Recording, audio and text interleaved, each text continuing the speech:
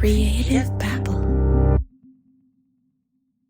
This message is brought to you by Abercrombie Kids, where the activewear is made for every summer activity, so your mini-me can bring their personal best.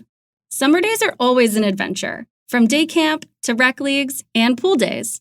Abercrombie Kids has the shorts, tees, and swim to keep them comfy and keep up with them.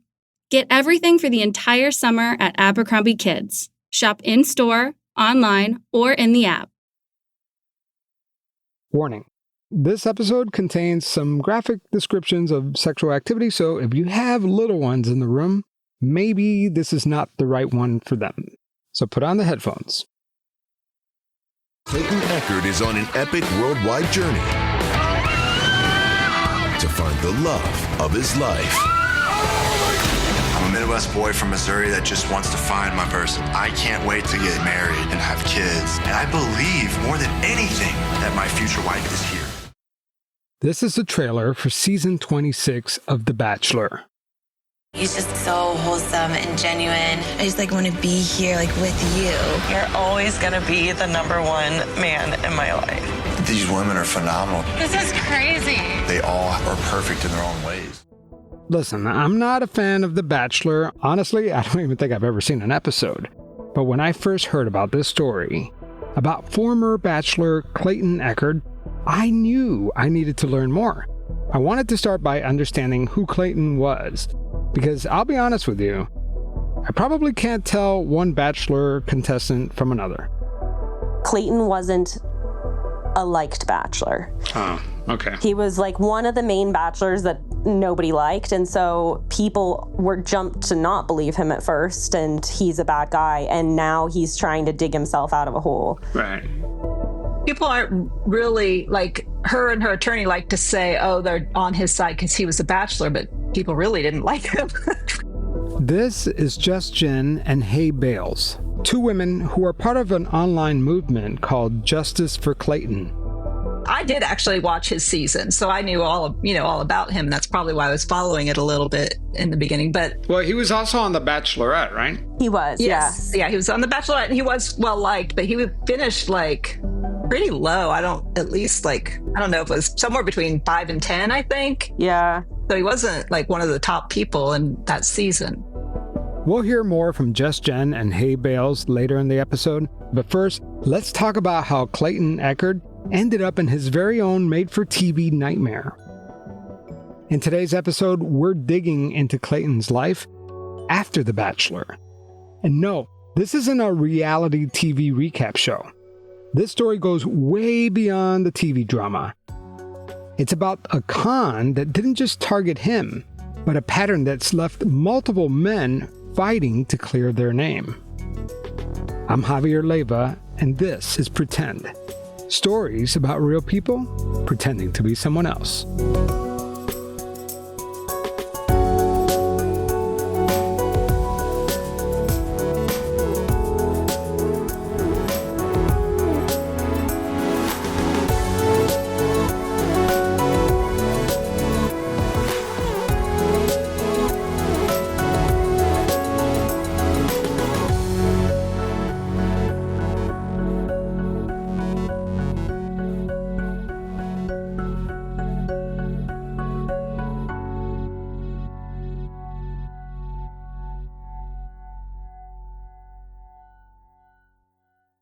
USAA knows dynamic duos can save the day, like superheroes and sidekicks, or auto and home insurance. With USAA, you can bundle your auto and home and save up to 10%.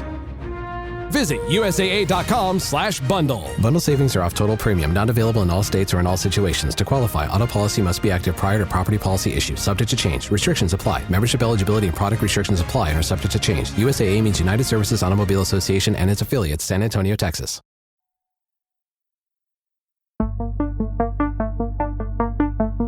To tell this story, I teamed up with the host of the Dating Detectives podcast. Big thanks to them for letting us use part of their interview with Clayton. When Clayton's season of The Bachelor ended, he was ready to get back to living a normal life, a real life. He moved to Arizona, got his real estate license, and tried to leave reality TV behind. I end up getting my license, and within like the first 2 weeks, I get a couple of hits from people being like, oh my gosh, I would love to work with you. And so I'm like, oh, this is cool. Like, I guess, being the Bachelor is going to be beneficial. People are going to want to work with me. And so I get a DM from this girl on LinkedIn, and she's like, hey, I was trying to reach out to her brokerage, but I can't get a hold of anybody. I really like to work with you. The woman who Clayton wasn't naming at the time of this interview is Laura Michelle Owens. So I was like, oh, awesome, and I'm super pumped. I'm like, this is going to be great. I'm going to get all these leads, being the Bachelor. Like, now I'm going to start to be on the up and up, and turn this whole thing around. And so I send her my contact info, and she starts texting me, and she's flirting with me right away. One night I end up getting high. That's kind of my vice. Marijuana is my thing. Drinking's not. And so I got high one night, and she sent me a provocative photo. This is where Clayton makes an albeit stupid mistake. He tells Laura Owens to swing by his place. She comes over, totally normal. Like, there's nothing weird about her. She was super talkative, chatty, super personable. And so we start to hook up, and I'll just say this. She performed oral on me once. We stop, we talk a little more, we go down, lay down in bed, and then she performs oral again a little later. And then I basically pass out, and she runs to the bathroom the second time after completion, and I just go to sleep, and that's that. Sorry to get graphic, but this is a very important detail. Clayton says this was just oral sex. So the next day I get up and instantly I'm not high anymore. I'm like, oh, that was such a mistake. That was unprofessional. So the next day we see Holmes, and then I'm like, hey, I pull her to my car. I was like, I need to talk to you. She's like, hey, what's up? So we get in the car, and I'm like, hey, last night, I'm so sorry. Like, that was wrong of me to do. She's like, no, I wanted to do that. And I was like, no, I know, but I crossed the boundary, and it was unprofessional. And that won't happen again. But if you'd like to work with another agent, I totally understand. I can put you in contact with one of my coworkers. And she was like, no, I want to work with you and only you. And I think you're great. And it doesn't bother me one bit what happened last night. In fact, I really liked it. She's like, but, I was just wondering, like you say, you won't do it again. Like, I was thinking there was some good chemistry between us. Like, would you be open to dating? And I was like, no, to be honest with you, like, I don't have any interest. Like, again, I go, I'm sorry. I should have specified last night, like told you that I was not looking for anything serious. And I don't think I brought that up. And so I apologize. That was wrong. I feel bad if you feel led on. Like, I'm sorry. I'm normally very good about explaining up front. And I didn't necessarily do that yesterday. So I'm sorry. But no, like, this was a one-time thing. She then starts being like, getting agitated, and she's like, well, why don't you just give me a chance? Like, we have so much in common. And she's like, would you please? And she starts begging. And finally I said, hey, no means no. Stop asking me. You're starting to frustrate me. Like, I'm telling you no, and that's it. She's crying, and then she just goes stone cold face, like stares at me and just goes, no, okay, I get it. She's like, have a good rest of your day. Laura Owens gets out and slams the car door. And I just remember I had the goosebumps. I was like, that felt really, really off. Then the next couple of days, she sends me a text, and she's like, hey, is there any way that you could see this working? And I was like, no, I'm sorry. Again, if you want to work with somebody else, I'll send you somebody else. She's like, no, okay, fine. Let's just continue working together and buy a house. Clayton put together the home offer for Laura. But before he hit send, he messaged her to make sure that she wasn't expecting anything more between them. He needed to be clear. No relationship, just business. Clayton says that he was new to real estate and desperate to build a good reputation. Backing out of a deal after submitting an offer would have made him look terrible. Sure enough, a few hours after he told her that the offer was sent, Laura started backtracking. She spent hours going back and forth, wanting to work with him, then saying she didn't feel like if they weren't going to be together, then changing her mind again. Sensing trouble, Clayton trusted his gut and never actually submitted the offer. And then 3 hours later is when she messaged me. I was like, hey, I don't know if I can do this. And so I said, then I'm done working with you. And then she goes, oh, well, no. Like, can you check and see what the update is? And I said, I haven't heard anything back yet, which wasn't a lie. I hadn't heard anything back because I didn't send anything. And I said, take the offer that we wrote down, the document, and you sign this. Like I said, take this and take it to another agent and hand it to them. It'll be a gift. They'll be so happy. You'll be like, hey, I was working with this agent. I'm no longer working with them. I have the offer. It's right here. Can you sign on this and finish this transaction for me? And she's like, no, I only want to work with you. And I said, no, like, I'm not working with you. So goodbye. Take this to another agent. It's going to be the easiest money they've ever made in their life. And so she's like, please, please, please. And I just stopped responding. Well, then she ends up reaching out to these agents because I had submitted to them. So she finds the agents of the house and reaches out and says, hey, I'm just curious what's going on with these deals. I haven't heard anything from my agent yet. When he responded back, he said, I never received this offer. And so then she was like, wait. So she starts messaging me. She's like, you lied to me. She's like, you know that you can lose your license for this because you're not supposed to lie to your clients. Clayton says that Laura Owens threatened to file a complaint with the Arizona Association of Realtors. And then I was like, you know what? Hey, I'm blocking you. Because I was like, she kept blowing up my phone. I said, I'm done.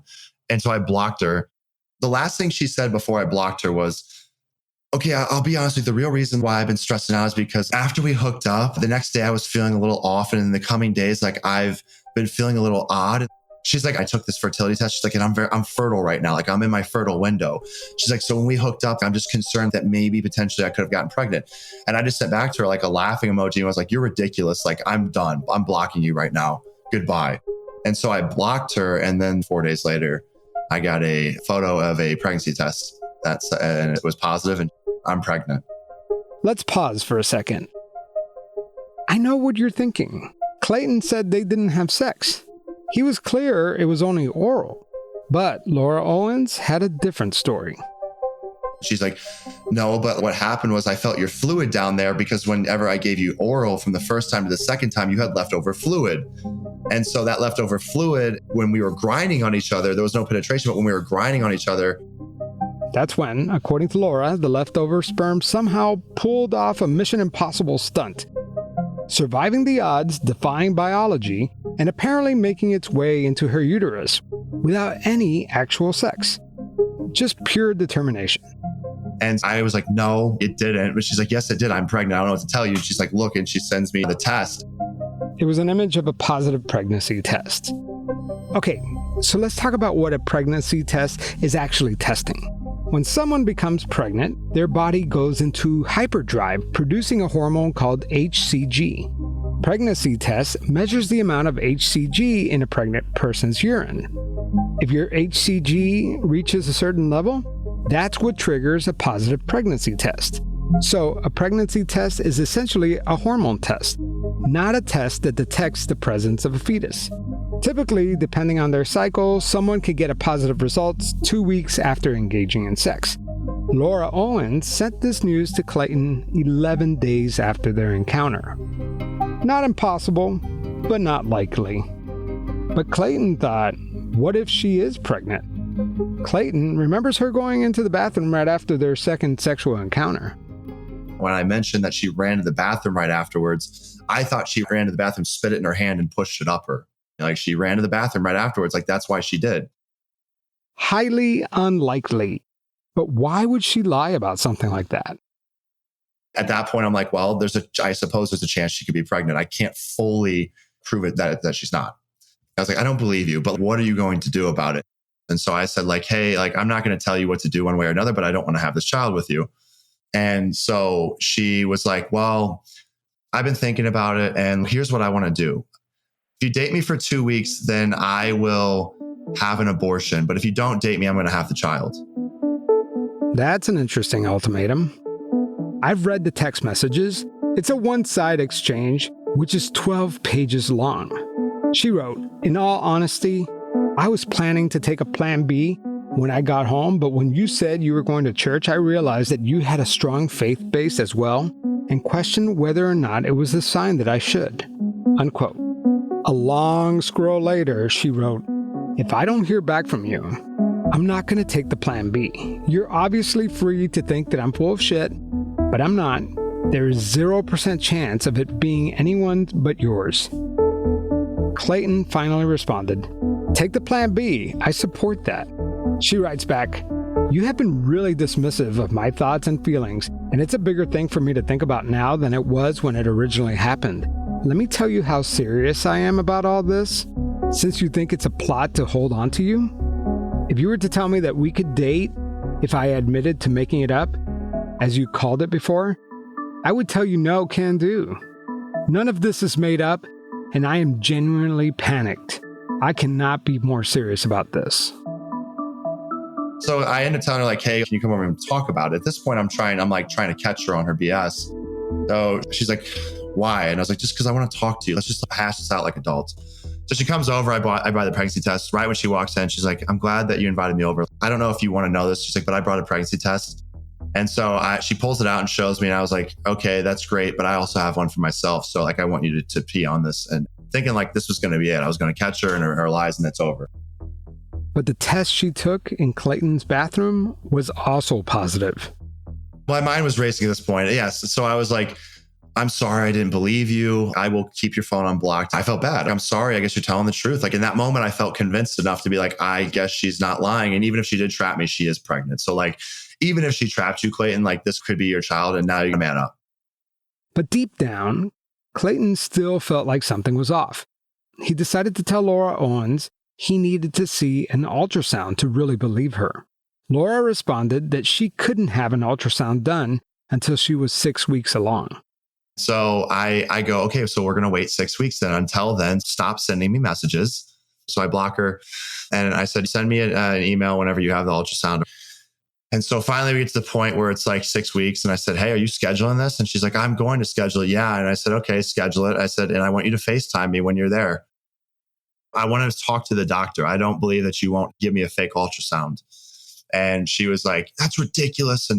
But fine, I'll do it. And I'll invite your family. And so she's like messaging my family and saying like, I want you to come, to the ultrasound. And she was reaching out to my parents. She found both of my parents' emails online. And then she was also emailing all of these mental health organizations that I worked with and was like, Clayton claims to be a mental health advocate, but my mental health doesn't matter to him. So she basically gets to the point of the ultrasound and then she cancels and she's like, I canceled the appointment because I was afraid you're going to show up and potentially hurt me. So I don't want you to know when I'm going to do it.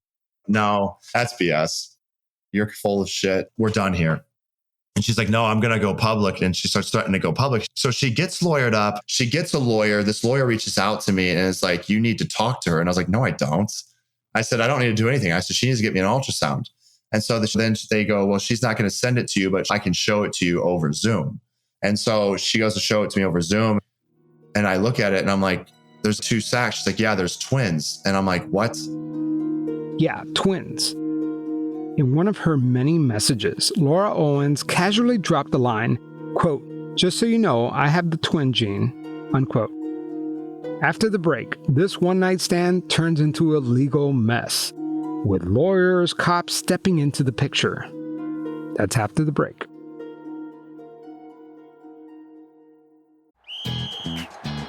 Hilton brings you new ways to stay. With experiences that let you capture the glory days. Introducing the Graduate Hotels. Each inspired by local college towns, these stays are always original and never boring. Get in touch with traditions all across the country and enjoy a stay that's a class above the rest. Book at Graduate Hotels with Hilton Honors Points at Hilton.com. It's a win-win. Hilton, for the stay. Summer's here, and you can now get almost anything you need for your sunny days delivered with Uber Eats. What do we mean by almost? Well, you can't get a well-groomed lawn delivered, but you can get a chicken parmesan delivered. A cabana? That's a no. But a banana? That's a yes. A nice tan? Sorry, nope. But a box fan? Happily, yes. A day of sunshine? No. A box of fine wines? Yes. Uber Eats can definitely get you that. Get almost anything delivered with Uber Eats. Order now. Alcohol in select markets. Product availability may vary by region. See app for details.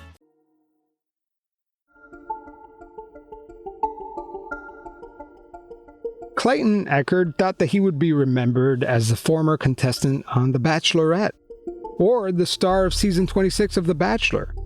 But it turns out that he will be best remembered for his epic legal showdown with one of his biggest fans, Laura Michelle Owens. He probably thought blocking her number would do the trick, but boy, was he surprised. One day, on his way out to the gym, he got a surprise visit. 2 police officers standing right at the elevator. And the guy, they look at me and go, hello. And then they go to walk by me. And the one guy goes, oh, you're the guy we're trying to get a hold of. He's like, are you Clayton? And I'm like, yeah. He's like, we have papers to serve. I was like, okay, take the papers. And so I'm reading them and it's a parenting plan. Basically, it's like outlining when we're supposed to take care of the kids, what holidays she'll have the kids and what holidays I'll have the kids. I read it and I'm like, this is so stupid. There's no kids. And so I'm like looking at it and I'm like, I don't have to do anything with this. I'm just going to throw them away. But I Googled it first. I was like, do you have to go respond? Because the processor told me that I had to respond in court. You have to respond. Otherwise, they'll submit a default judgment. And if you don't show up, they're going to assume that you are the one that's in the wrong. So I was like, shit, well, I got to talk to a lawyer then. I don't know how to file this. So I talked to a lawyer and they're like, yeah, we can represent you. I said, no, I don't want you to represent me. Like, I just bought a house. I'm cash poor. I don't have the money. Can you guys just help me file this one thing? They're like, yeah, sure. We'll help you file it. It's going to cost you $500 for the one-time filing, but we're not going to do any more documents beyond that. I was like, that's fine. This should be the only one. So I end up going into the court and submitting it. And they're like, so you're denying this? I said, yes. They go, on what grounds? I said, on the grounds that there's no children. And it was a male judge. He looks at me. He goes, are you messing with me? I said, no. He's like, what do you mean there's no kids? He goes, you mean they haven't been born yet? I said, no, there's no children at all. They don't exist. They don't exist because she's not pregnant.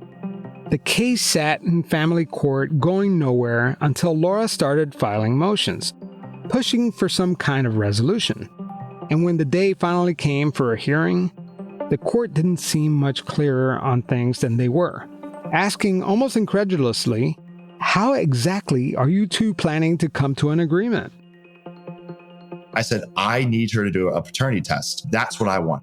And the court person was like, well, will you do that? She's like, yeah, I will. I said, okay, then we're done, right? And then she goes, well, I'll do it. But like, you know, again, like he needs to date me for a week.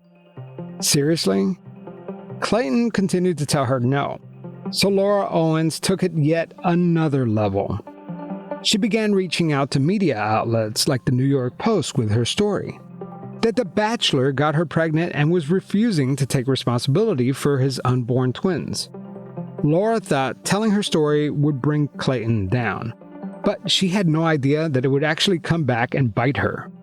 It's blowing up online, but after it goes public, not even 24 hours later, I get a DM. And the DM said, hey, you need to look into this court case. You're not the only one. And there were more. It turns out that Laura Michelle Owens has a pretty messy love life history. So her story was slightly different every time. There was a guy named Mike in 2016 and Greg in 2020.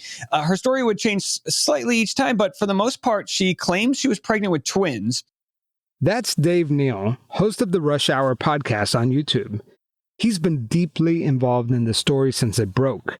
So I wanted to talk with him about what he knows and how he got swept up in this Laura Owens mess. Michael Maracini met Laura Owens in the spring of 2016 on a dating app. At first, it seemed like a normal relationship until Laura Owens told him that she was pregnant.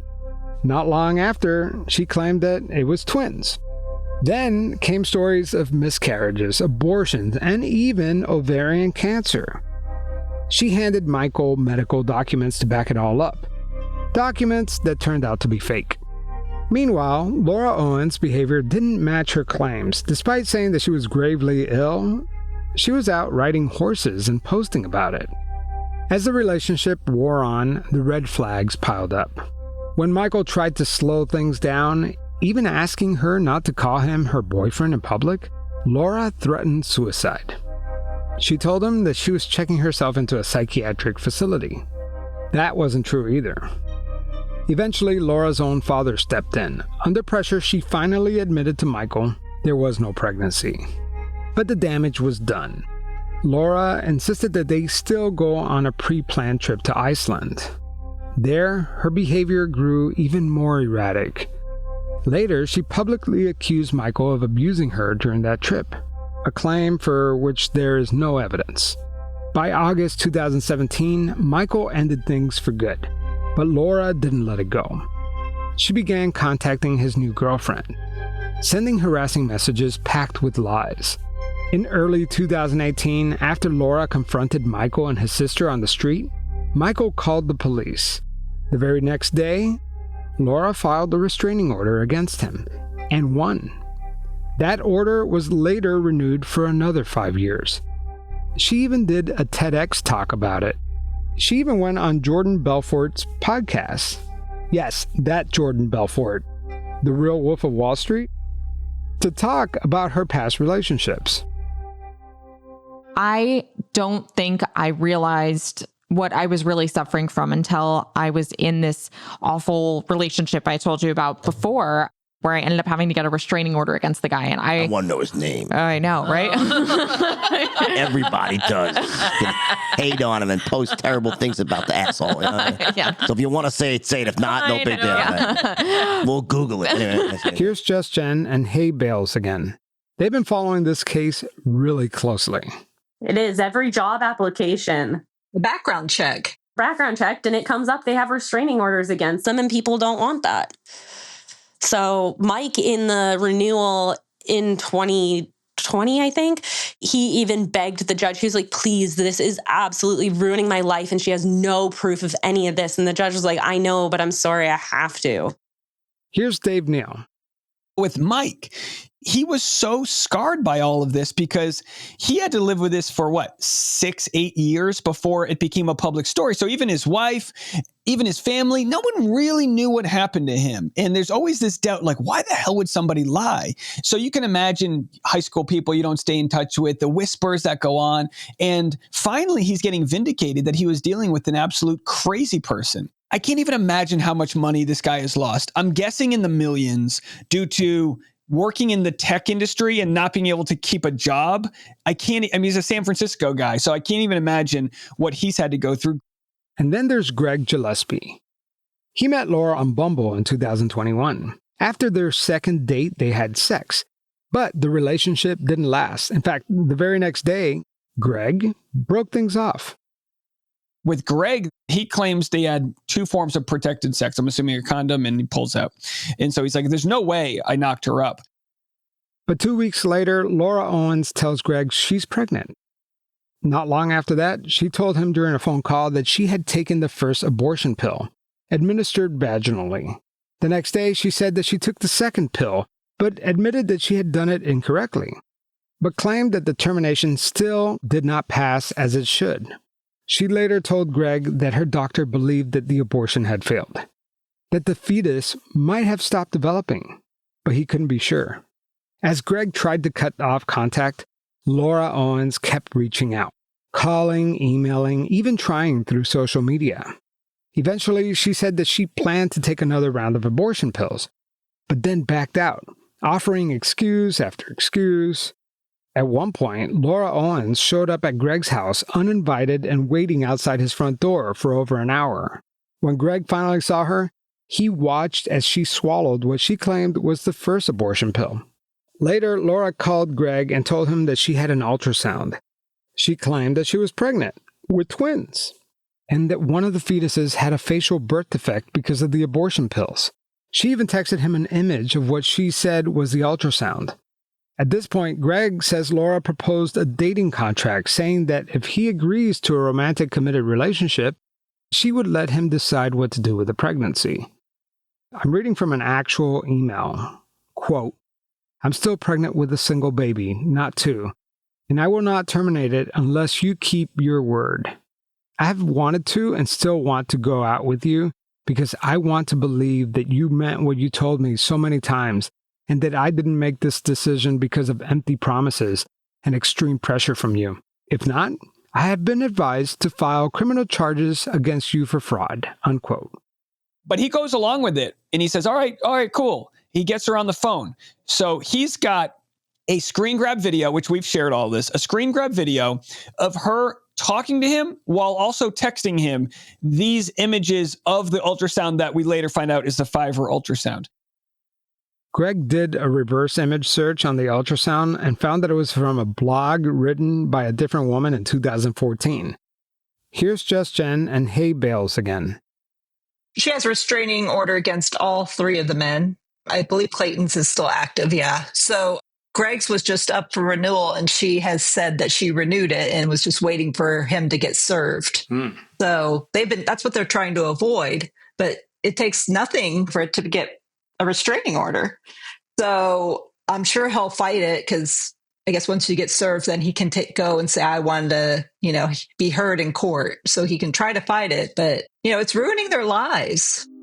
Greg and Laura have gone back and forth in litigation for years and are still wrapped up in it today. Greg says that he has spent nearly $300,000 in legal fees for twins that were never born. He didn't know that Mike existed. He was alone. But when Clayton's story came out, Greg's girlfriend, Ashley, was like, oh my gosh.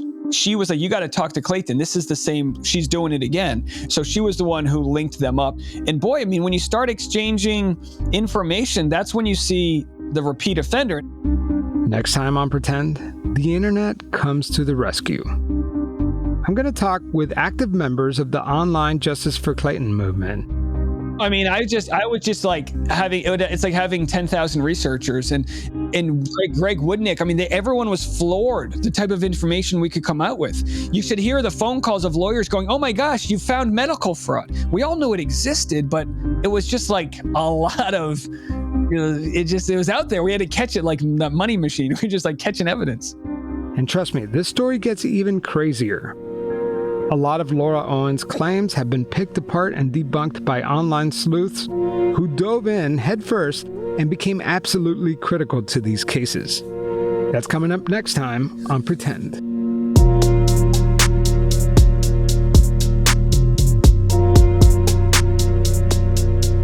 Today's episode was written by Mackenzie Ames, produced by me and Mackenzie Ames, and it was edited by the talented Puna Shinoy with the podcast pundits.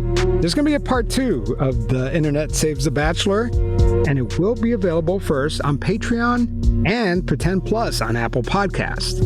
There might even be a part 3. You never know. As always, let me know what you think of the story. If you enjoyed this episode, share it with a friend.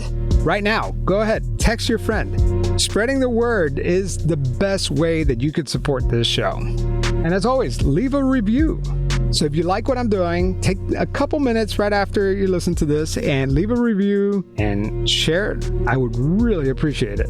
All right, that's it for now. I am working on some LaDonna episodes, by the way, so please be patient. This stuff takes time, but yeah, she's back.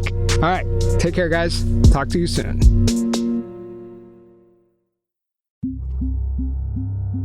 Creative Babble.